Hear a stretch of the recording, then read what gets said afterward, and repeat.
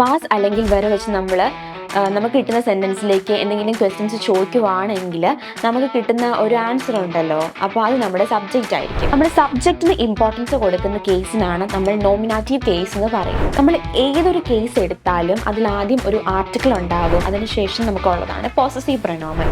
Welcome to Jinu's academy. OETയും IELTSഉം ജർമ്മനും പഠിക്കാൻ മലയാളത്തിലും എക്സ്പ്ലെയിൻ ചെയ്താണ് ജിനൂസ് അക്കാഡമിയിൽ കോച്ചിങ് നൽകുന്നത്. ജിനൂസ് അക്കാഡമി, ഒന്നാമതെത്താം, സ്വപ്നങ്ങൾക്കൊപ്പം പറക്കാം.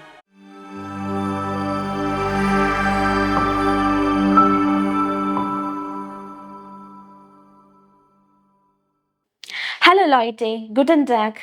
സോ ജിനൂസ് അക്കാഡമിയുടെ പുതിയൊരു വീഡിയോയിലേക്ക് എല്ലാവർക്കും സ്വാഗതം. ഇന്ന് നമ്മൾ പഠിക്കാൻ പോകുന്നത് ജർമ്മൻ ഗ്രാമറിൻ്റെ ബേസിക്സ് ആണ്. ഓക്കെ, A1 ലെവലിൽ നമ്മൾ പഠിക്കുന്ന കുറേ കാര്യങ്ങളുണ്ട്. കേസസ്, അതുപോലെ ആർട്ടിക്കിള്, പേഴ്സണൽ പ്രൊനോമൻ. അതിലെ ഏറ്റവും ഫസ്റ്റ് കേസാണ് നമ്മളിന്ന് നോക്കാൻ പോകുന്നത്. ജർമ്മൻ ലാംഗ്വേജിൽ നമുക്ക് 4 ടൈപ്പ് ഓഫ് കേസസ് ആണുള്ളത്: നോമിനാറ്റീവ്, അക്വസാറ്റീവ്, ഡാറ്റീവ് und ഗെനറ്റീവ്. ഇത്രയാണ് നമ്മുടെ 4 കേസസ് എന്ന് പറയുന്നത്. ഇതിലെ നോമിനാറ്റീവ് കേസസും അതിലെ എക്സാമ്പിൾസും റൂൾസ് ഒക്കെയാണ് നമ്മൾ ഇന്നത്തെ വീഡിയോയിൽ കാണാൻ പോകുന്നത്. ഓക്കെ, എന്താണ് നോമിനാറ്റീവ് കേസ്? നമ്മുടെ സബ്ജക്റ്റിന് ഇമ്പോർട്ടൻസ് കൊടുക്കുന്ന കേസിനാണ് നമ്മൾ നോമിനാറ്റീവ് കേസ് എന്ന് പറയുന്നത്. ഏതെങ്കിലും ഒരു സെൻറ്റൻസിൽ സബ്ജക്റ്റും വെർബും ഉണ്ട്, ഒബ്ജക്റ്റ് ഒന്നുമില്ല, അങ്ങനത്തെ സെൻറ്റൻസുകളാണ് നോമിനാറ്റീവ് കേസിലുള്ള സെൻറ്റൻസുകൾ. അതിലൊരിക്കലും ഒരു ഒബ്ജക്റ്റ് ഉണ്ടായിരിക്കില്ല. ഒരു സബ്ജക്റ്റും വെർബും പിന്നെ എന്തെങ്കിലും മറ്റ് അഡ്ജക്റ്റീവോ അങ്ങനെ എന്തെങ്കിലും കാര്യങ്ങളായിരിക്കും ആ ഒരു സെൻറ്റൻസിൽ ഉണ്ടായിരിക്കുന്നത്. സോ നോമിനാറ്റീവ് കേസ് എന്ന് പറയുമ്പം ഇതിന് 2 ഫ്രാഗെ വോർട്ടുകളുണ്ട്: വാസും വെറും. വാസ് ബെഡോയിറ്റഡ് വാട്ട്, വെർ ബെഡോയിറ്റഡ് ഹൂ. ആര്, എന്ത്. വാസ് അല്ലെങ്കിൽ വെർ വെച്ച് നമുക്ക് കിട്ടുന്ന സെൻറ്റൻസിലേക്ക് എന്തെങ്കിലും ക്വസ്റ്റ്യൻസ് ചോദിക്കുവാണെങ്കിൽ നമുക്ക് കിട്ടുന്ന ഒരു ആൻസർ ഉണ്ടല്ലോ, അപ്പോൾ അത് നമ്മുടെ സബ്ജക്റ്റ് ആയിരിക്കും. അപ്പോൾ നമുക്കതൊരു നോമിനാറ്റീവ് സെൻറ്റൻസ് ആണ് എന്ന് ഉറപ്പിക്കാനായിട്ട് പറ്റും. നോമിനാറ്റീവ് സെൻറ്റൻസിൽ നമുക്ക് 2 എക്സാമ്പിളുകൾ നോക്കാം. എർ ഷ്ലേഫ്റ്റ്. എർ ഷ്ലേഫ്റ്റ് ബെഡോയിറ്റഡ് ഹീ ഈസ് സ്ലീപ്പിംഗ്. അവൻ ഉറങ്ങുകയാണ്. ഓക്കെ, ഇതിലേക്ക് ഞാൻ ക്വസ്റ്റ്യൻ ചോദിക്കുകയാണ്, വെർ ഷ്ലേഫ്റ്റ്, അതായത് ആരാണ് ഉറങ്ങുന്നത്. അപ്പോൾ നമുക്കൊരു ആൻസർ കിട്ടി, എർ. അപ്പം ഈ എർ എന്ന് പറയുന്നതായിരിക്കും നമ്മുടെ സബ്ജക്റ്റ്. ഓക്കെ, അടുത്തൊരു എക്സാമ്പിൾ നോക്കാം. This is the computer. What is this. കണ്ടോ, വാസ് വെച്ചൊരു ക്വസ്റ്റ്യൻ ഞാൻ ചോദിച്ചു. What is this. ഞാൻ ആദ്യമേ പറഞ്ഞു ദസ് ഈസ്റ്റ് ദർ കമ്പ്യൂട്ടർ, അതൊരു കമ്പ്യൂട്ടർ ആണ്. സോ ദർ കമ്പ്യൂട്ടറിന് നമുക്ക് ആൻസർ കിട്ടി, അതൊരു നോമിനാറ്റീവ് സെൻറ്റൻസ് ആണ്.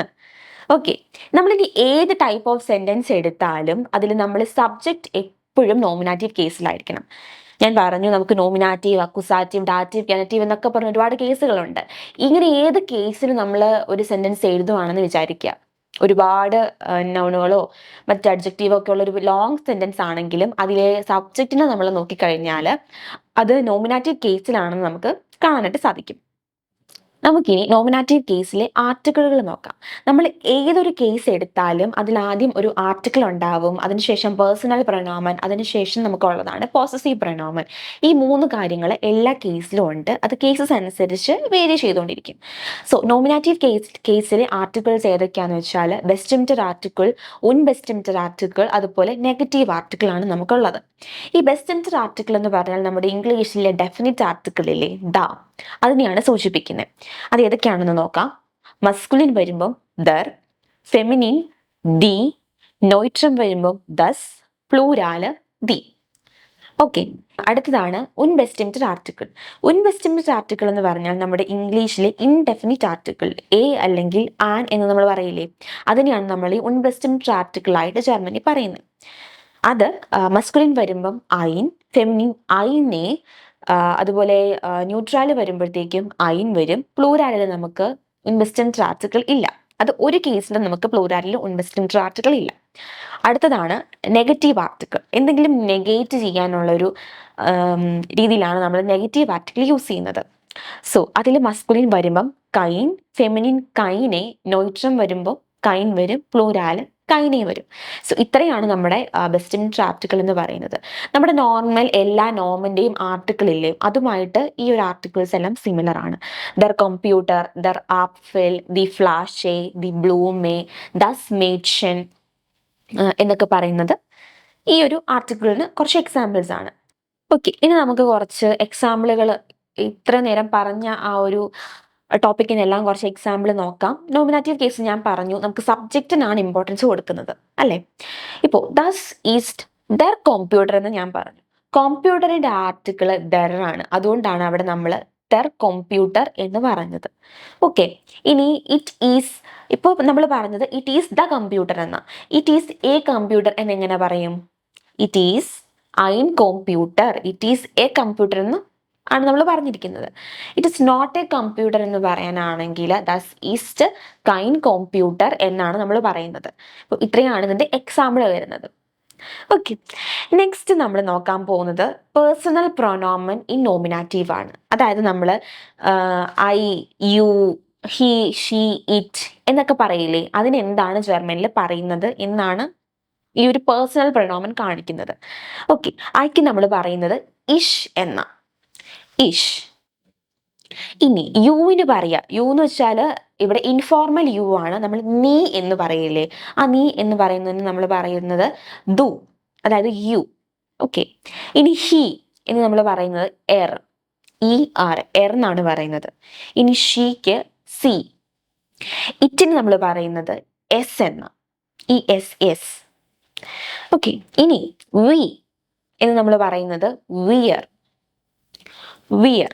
ഓക്കെ, ഇനി എന്താ പറയാ, യു, അതായത് നിങ്ങൾ എന്ന് നമ്മൾ പറയുന്നത് ഇയർ എന്നാണ്, നിങ്ങൾ ഇയർ. ഓക്കെ, അടുത്തത് നമ്മൾ അവര് എന്ന് പറയുന്നത് ദേ എന്ന് നമ്മൾ പറയുന്നത് സി. ഓക്കെ, നെക്സ്റ്റ് പറയുന്നത് ഒന്ന് ശ്രദ്ധിക്കണം, അതായത് നമ്മൾ താങ്കൾ, അതായത് നമ്മൾ ആദ്യം പറഞ്ഞു നമ്മൾ യുവിന്, അതായത് ഇൻഫോർമൽ രീതിയിൽ പറയുന്നതാണ് ദു. ഇനി അതെങ്ങനെ നമുക്ക് ഫോർമൽ രീതിയിൽ പറയാം? നമുക്ക് ആരെങ്കിലും വിത്ത് റെസ്പെക്റ്റോട് കൂടി നമ്മൾ താങ്കൾ എന്നൊക്കെ നമ്മൾ പറയില്ലേ, അതിന് നമ്മൾ പറയുന്നതാണ് സി. പക്ഷേ ഇവിടെ ശ്രദ്ധിക്കേണ്ട ഒരു കാര്യം, ഈ സിയുടെ എസ് എപ്പോഴും ക്യാപിറ്റൽ ലെറ്ററിലായിരിക്കണം. ഓക്കെ, ബാക്കി നമുക്കറിയാം, അല്ലാതെ നമുക്ക് രണ്ട് സി ഓൾറെഡി ഉണ്ട്. ഷീ എന്നുള്ളതിന് നമ്മൾ സി എന്നാണ് പറയുന്നത്, അതുപോലെ ദേ എന്നുള്ളതിനും സി എന്നാണ് പറയുന്നത്. പക്ഷെ അവിടെ എല്ലാം എസ് സ്മോൾ ലെറ്റർ ആണ്, ഇവിടെ എസ് എന്ന് പറയുന്നത് ക്യാപിറ്റൽ ലെറ്റർ ആണ്. ഓക്കെ, ഇതിൻ്റെ ഒരു എക്സാമ്പിൾ ഇഷ് ബിൻ ലേഡിഷ്. ഇവിടെ ശ്രദ്ധിച്ചാൽ ചിലപ്പോൾ ഒരു ഡൗട്ട് വരും, എന്താണ് ഈ ലേഡിഷ്, അതൊരു ഒബ്ജക്റ്റ് അല്ലേ എന്ന് ചിലർക്ക് തോന്നാം. പക്ഷെ അതൊരു ഒബ്ജക്റ്റ് അല്ല, അതൊരു അഡ്ജക്റ്റീവ് ആണ്. അതിൻ്റെ മീനിങ് ഞാൻ സിംഗിൾ ആണെന്ന. ഇഷ് ബിൻ ലേഡിഷ്. ഇഷ് എന്ന് പറയുന്നത് എന്താ?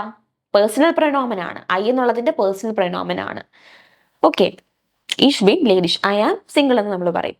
ഇനി ഹി ഈസ് ടയേർഡ് എന്ന് എങ്ങനെ പറയും? എർ ഇസ്റ്റ് മ്യൂഡെ. ഇവിടെ നമുക്കറിയാം, നമുക്കൊരു സബ്ജക്റ്റും വെർബും മാത്രമേ ഉള്ളൂ. ഈ സെന്റൻസുകളിലൊന്നും ഒരു ഒബ്ജക്റ്റ് ഇല്ല.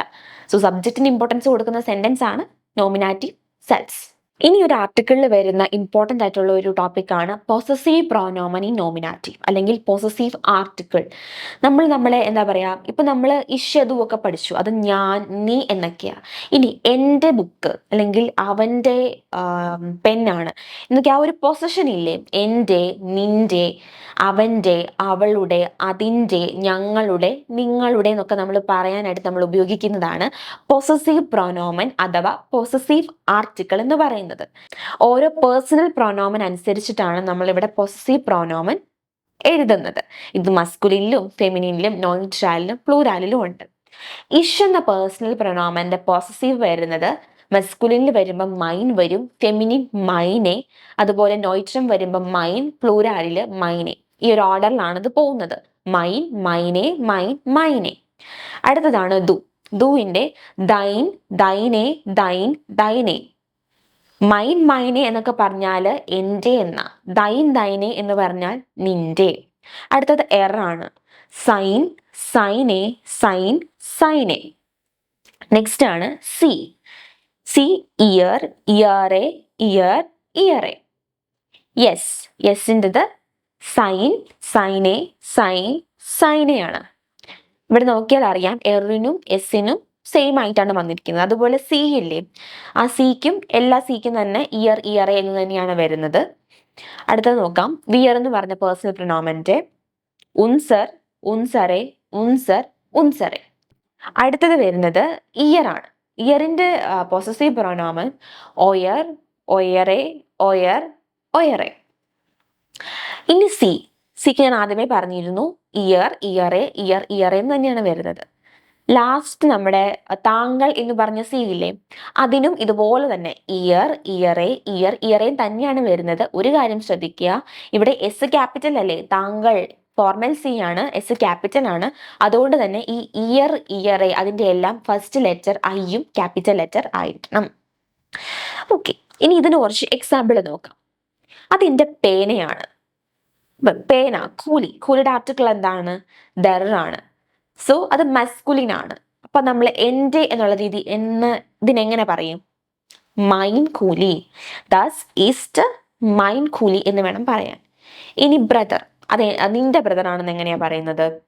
Das east thine brooder. Brooder എന്ന് പറയുന്നത് മസ്കുലിൻ അല്ലേ, അപ്പൊ പേഴ്സണൽ പൊസസീവ് പ്രോനൗമൻ വരുമ്പോൾ അത് ദൈൻ എന്ന് വരും. ഇനി അത് അവളുടെ സിസ്റ്റർ ആണ് എന്നെങ്ങനെയാ പറയുന്നത്? ദാസ് ഈസ്റ്റ് ഇയറേ ഷ്വെസ്റ്റർ. അവളുടെ സിസ്റ്റർ ആണ്. അടുത്തൊരു എക്സാമ്പിൾ നമുക്ക് ഒയർ വെച്ച് നോക്കാം. നിങ്ങളുടെ ഡോഗ് ആണെന്ന് എങ്ങനെയാ പറയാ? ദാസ് ഈസ്റ്റ് ഒയർ ഹുണ്ട്. ഹുണ്ടിന്റെ ആർട്ടിക്കിൾ എന്താണ്? ദർ ആണ്. അതുകൊണ്ട് തന്നെ നമ്മൾ അവിടെ ഒയർ എന്ന് പറഞ്ഞു. ഇനി നമുക്ക് അത് നിങ്ങളുടെ കാറാണെന്ന് എങ്ങനെയാ പറയുന്നത്? ഔട്ടോ ആണ് കാറ്. അതിന്റെ ആർട്ടിക്കിൾ വരുന്നത് ദസ് ആണ്. ദസ് ഔട്ടോ. സോ ഇറ്റ് ഈസ് എന്താണ് പറയാ?